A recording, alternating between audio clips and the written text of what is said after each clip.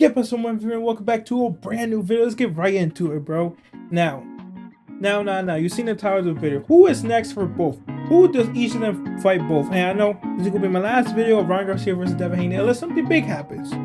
Unless something shocking happens or breaking news, whatever. But who should both of these motherfuckers fight? Because it's very interesting to see. It depends on what Devin Haney is going to do, right?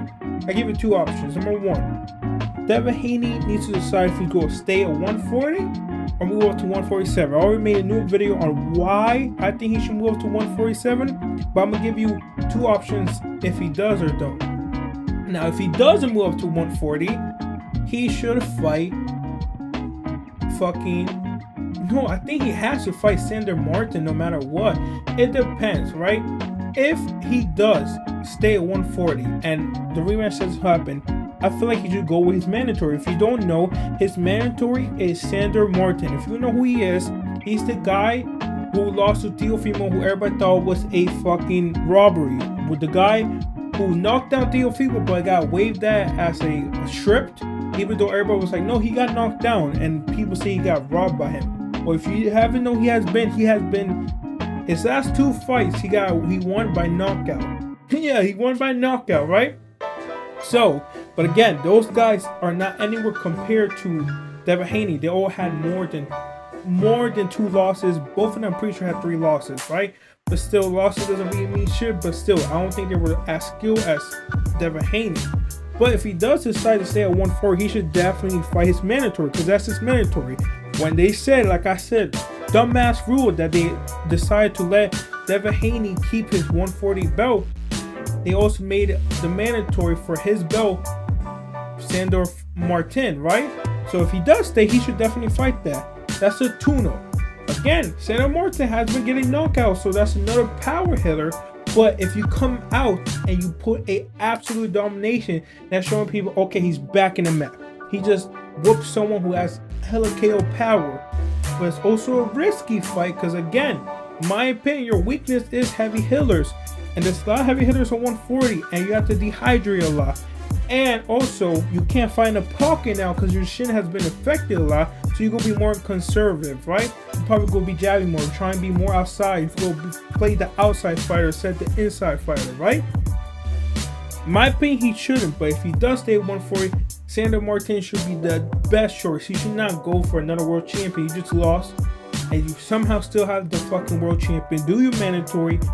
Kind of a tune-up, but kind of not. Let's be honest, Sandor Martin ain't no scrub. It's kind of a, are you back, question mark? Where are you now after getting that horrible defeat? But if he does decide to move up and be like, nah, I'm done with 140, it's too much of a stretch for me, the only person he should face at 147 is Ryan Garcia. That's really the only matchup to make for both of them if they both decide to go to 147, right? Because it'd be interesting to see where a fight where both fighters now make weight, number one. Number two, if he does move up 100%, it will be for a world champion. Because if you don't know, right, Bruce Ennis, I'm pretty sure, is an IBF, but the other 3 belts, Terence Crawford has it right now. Terence Crawford has the 3 other belts, right?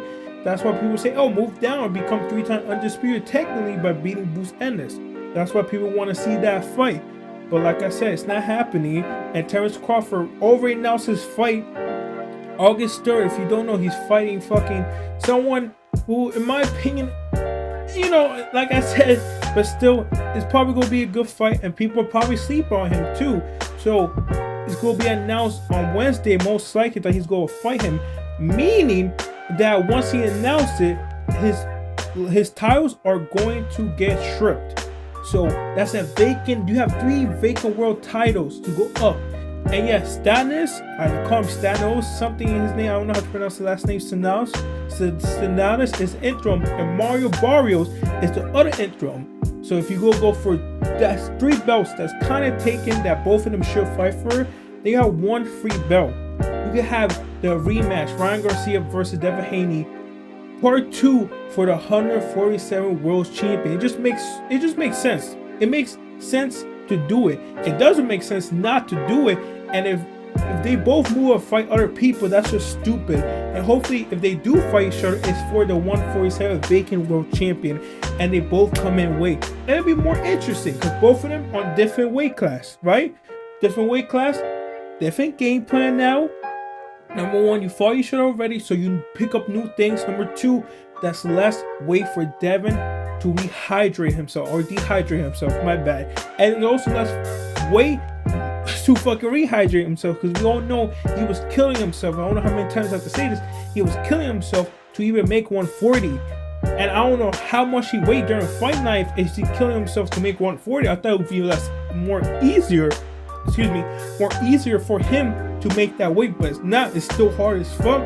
So if he goes up to 147, that definitely be way more easier to make. That's 7 more pounds, 7 less pounds he has to cut too. And like I said, it'd be interesting where both fighters come in weight, and they're both not weight bullying each other, because they're both most likely going to be in the same weight class, not same weight class, but same weight when they fight in fight night. So that'd be very interesting to see if that happens. Hopefully it does. If the rematch does happen, if it's not for the belt, that's a huge missed opportunity. Because like I said, Terrence Crawford's already going to vacate that belt on Wednesday. He's going to have a fully announcement. He's going to vacate that shit because he moved up to 154. So why not have it, why not have a fresh start, have a quick start to get a world champion to go unify other belts? It only makes sense. Now, Ryan Garcia, who he should fight. Now, here's the thing. If Devin Haney doesn't move up, right? If he doesn't move up to 147, he stays at 140, even though I don't think he should. Because if you move down, if you stay there, you're most likely to get knocked down. And either way, you can have a world champion opportunity. But if he does stay down there, and Ryan Garcia doesn't have someone to rematch, he has a couple options, right? Number one option he has the most least likely to happen, him versus Tank Davis. That's not gonna happen. If you may be honest, he's not gonna happen. Oscar did say he wants to fight him at 145 cash weight. Tank would never agree to that shit.